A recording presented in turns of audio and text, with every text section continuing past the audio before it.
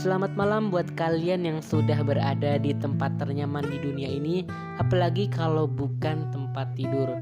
Aduh, malam-malam sambil rebahan di tempat tidur dengerin podcast, rasanya nyaman banget.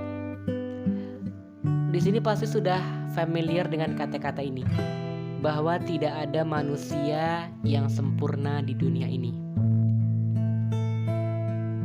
Kalimat itu familiar banget dan sering kita dengar ya. Tapi kenapa ya? Kira-kira ada yang bisa mikir nggak? Kalimat itu sudah familiar, tapi kenapa orang-orang kok nggak bisa menggunakan kalimat yang sudah familiar itu di kehidupan sehari? Maksudnya gini, kan tidak ada manusia yang sempurna di dunia ini. Tapi kita nggak sering berarti jarang ya, nggak sering ada orang yang sering mengomentari kekurangan fisik orang lain. Kekurangan fisik di sini dalam artian bentuk tubuh ya. Berarti kalau orang mengomentari kekurangan fisik orang lain, dia sudah merasa hidupnya sempurna. Yang ia miliki tubuh fisiknya itu sempurna, sehingga dia dengan seenaknya sendiri mengomentari kekurangan fisik orang lain.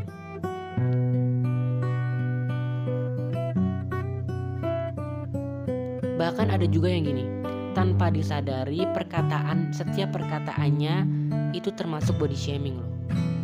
Dia gak sadar bahwa dia sudah melakukan body shaming. Contohnya kayak gini, kamu kok pendek banget sih daripada teman-temanmu yang lain, makanya kamu rajin olahraga dong. Terus ada lagi yang gini biasanya, kamu kayaknya kekurusan deh, coba deh kalau gemukan dikit pasti kamu bagus. Nah, perkataan-perkataan seperti itu yang mungkin menurut dia yang ngomong itu biasa-biasa aja, tapi belum tentu semua orang itu bisa menerima loh. Apalagi orang yang dibilang kayak gitu, yang lawan bicaranya. Nah, kayak gitu bisa menimbulkan efek mental yang berkepanjangan loh bagi orang yang digitukan, yang di body shaming. Body shaming istilahnya kalau sekarang ya. Body shaming ini termasuk salah satu bully yang dilakukan secara verbal dengan perkataan. Sebenarnya bentuk tubuh ini bukan merupakan parameter kualitas potensi seseorang loh. Kita nggak tahu kalau badan dia pendek, siapa tahu dia jago dengan olahraga. Badan dia kurus, ternyata dia hebat lari, kencang larinya jadi atlet nanti. Dan juga bahkan orang yang terkena body shaming bisa menjadi orang yang depresi berat. Wah, itu bahaya banget. Itu bahaya banget. Pernah ada penelitian survei yang dilakukan di sebuah artikel, aku pernah baca bahwa body shaming ini ada sebanyak 94% dialami oleh remaja putri dan 64% remaja putra. Lebih banyak yang putrinya ya yang kena body shaming. Terkadang aku juga bingung, kenapa ya? Apa tujuan mereka melakukan body shaming? Apa tujuan mereka mengomentari tubuh fisik seseorang? Apa dia kira yang ia miliki sudah sering? Nah, di samping efek mental tadi yang berkepanjangan yang bisa menyebabkan depresi, karena orang yang kena body shaming tuh dia mikirnya gini, kenapa sih aku begini, selalu gitu terus berjalan, kenapa sih aku gini, dan ternyata dia akhirnya depresi. Kenapa dia seperti itu? Perkataan body shaming itulah yang cenderung membuat orang yang kena body shaming itu merasa gak percaya diri, atau bisa dibilang trauma lah, iya gitu istilahnya. Contohnya gini, kan ada anak, dia badannya pendek tapi dia jago dalam bidang olahraga misalnya, tapi terus ada yang bilang kamu itu badannya pendek, nggak cocok di olahraga. Nah, akibat perkataan seseorang itulah yang membuat anak itu nggak mau lagi dia bermain olahraga, padahal dia memiliki potensi yang hebat dalam bidang olahraga. Nah, di sini jelas ya bahwa body shaming itu bisa membunuh potensi seseorang yang awalnya dia bisa, terus dia nggak mau ngasah kemampuannya dan akhirnya dia nggak bisa. Itu sih kalau menurutku. Orang yang bilang gitu, aduh emang parah banget. Dah. Tapi aku nggak jarang, sering sudah dengar orang-orang yang kayak gitu. Dan memang orang yang sudah sering melakukan body shaming tuh nggak sadar dalam dirinya bahwa dia telah melakukan body shaming gitu. Ketika orang itu depresi, orang-orang di sekitarnya pasti kayak acuh sama dia ya, karena orang yang depresi ini cenderung diam dan nggak mau cerita masalahnya. Seperti itu sih kalau kebanyakan yang aku tahu gitu. Mungkin ada juga yang enggak gitu.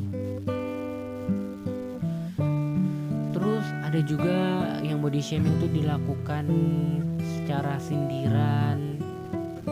Nah, yang sindiran-sindiran ini terkadang banyak dialami oleh perempuan ya, seperti sindiran lewat media sosial yang banyak, atau yang lebih sadis lagi secara langsung sindirannya. Aku nggak mau nyebutin sindiran-sindiran itu karena nanti aku dikiranya body shaming juga lagi. Nggak, gimana ya, aku juga kadang-kadang kesel lihat orang yang melakukan body shaming, apalagi di media sosial ya, dilakukan sama seseorang yang nggak ngerugiin kita juga sebenarnya sih, tapi kenapa kok orang itu melakukan body shaming sama orang itu. Contohnya yang banyak terjadi sekarang itu kayak gitu. Dia nggak ngebuat apa-apa sama kita, dia punya tujuan baik menghibur, tapi kenapa ya kok banyak orang-orang menghujat dia seakan-akan dia itu merasa paling benar sendiri. Dan apalagi sampai bawa-bawa bentuk fisik tubuh seseorang. Wah, itu emang bener-bener parah sih. Nah, selain efek mental tadi juga body shaming ini bisa membuat orang trauma loh. Ya tadi yang aku bilang tadi, awalnya dia itu suka olahraga, dia hobinya olahraga, terus dibilang karena badannya pendek gak cocok olahraga.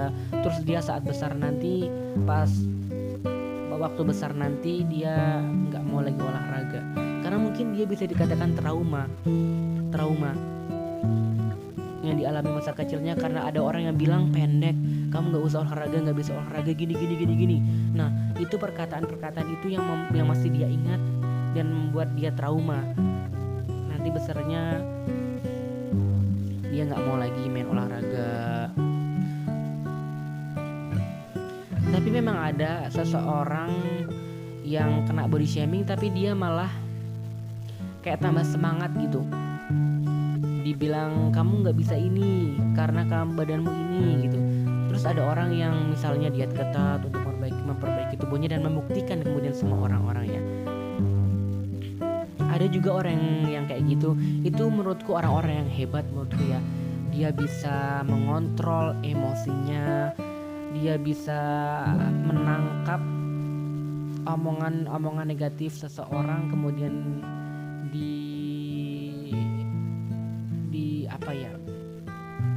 dibuktikan nih istilahnya gitulah sama orang-orang bahwa dia sebenarnya tuh aku tuh nggak gini. Nah, itu orang-orang yang hebat kalau menurutku. Juga orang yang kena body shaming ini cenderung dia akan menjadi orang yang tertutup sama dunia luar. Ya ini emang bener sih, aku juga mengalaminya soalnya. Dalam artian gimana ya, misalnya ada teman-teman kita ya yang ngajakin ayo kita ini. Orang yang kena body shaming itu terkadang cenderung dia nggak mau karena takut orang-orang yang lain juga ngomong kayak gitu sama kita gitu. Ya emang gitu sih, nggak tahu juga kalau orang-orang yang lain gimana kan. Tapi kalau aku mikirnya gitu sih, tapi nggak apa-apa, ada hikmah di balik semua. Jadi pesannya buat orang yang suka ngehujat, suka memberikan body shaming, kamu hitam, kamu ini, aduh itu sudah benar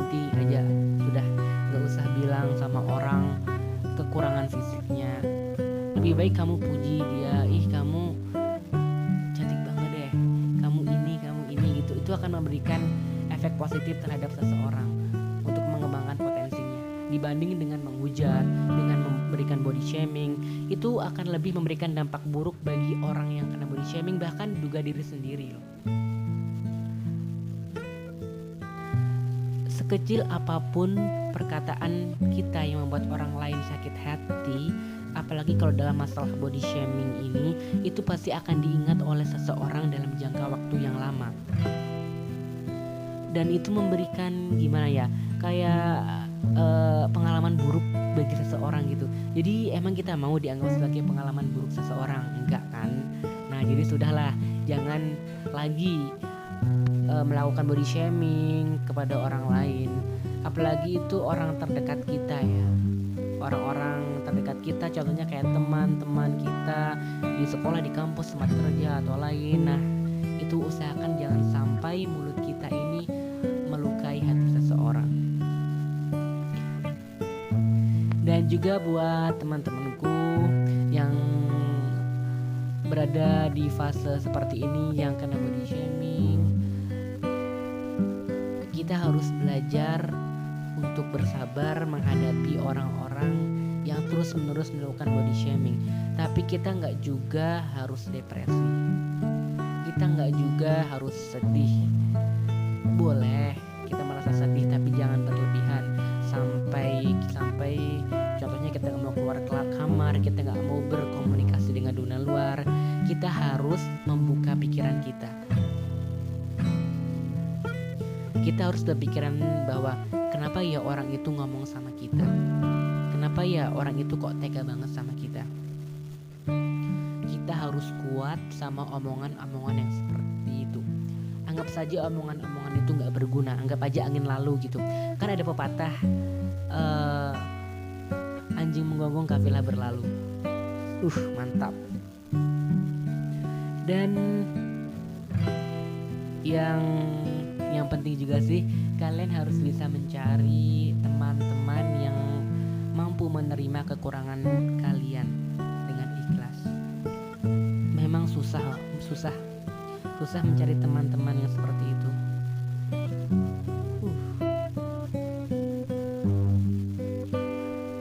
Juga kita harus sering ingat ya,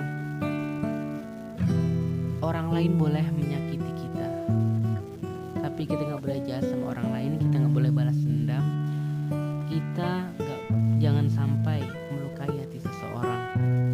Karena kalau kita melukai hati seseorang, sama saja kita melukai diri sendiri. Kayak gak ada untungnya gitu balas dendam sama seseorang. Apalagi kalau masalah body shaming, malahan balas dendam ini memberikan kesan-kesan yang gak baik di kemudian hari nantinya gitu. Kita juga harus mengalir terus dengan keadaannya, jangan sampai berhenti di jalan dan kita mengalami depresi, kita gak mau ngapa-ngapain. Hidup ini panjang loh, panjang, berjalan terus, berjalan maju, gak mungkin berjalan mundur. Kita gak bisa mengubah masa lalu, kita gak bisa mengalami kejadian di masa lalu. Jadi kita harus jalan terus menerus, ikuti alurnya. Biar aja orang ngatain kita ini, kamu kurus, kamu gendut, kamu pendek, kamu jelek, kamu hitam. Sudahlah apa, biar. Kalau istilahnya zaman sekarang itu senyumin aja gitu. Oke, intinya kita jangan sampai melukai hati seseorang lain, apalagi sampai mencerca bentuk fisiknya, dan itu kita sudah melakukan body shaming yang termasuk bully secara verbal. Semoga aja kejadian itu gak terjadi dalam kehidupan kita ya, gak terjadi di kehidupan kita. Entah itu kita yang kena body shaming atau kita yang melakukan body shaming sama seseorang. Semoga enggak deh. Oke, segitu dulu bincang-bincang malam pada hari ini tentang body shaming yang nggak ada manfaatnya sebenarnya. Jadi ya nggak usah dilakukan lah body shaming itu. Sekarang saatnya buat mata kalian terpejam menikmati indahnya malam, ditemani dengan kilau rembulan dan bintang. Selamat malam. Semoga mimpi indah dan tidurmu menyenangkan ya.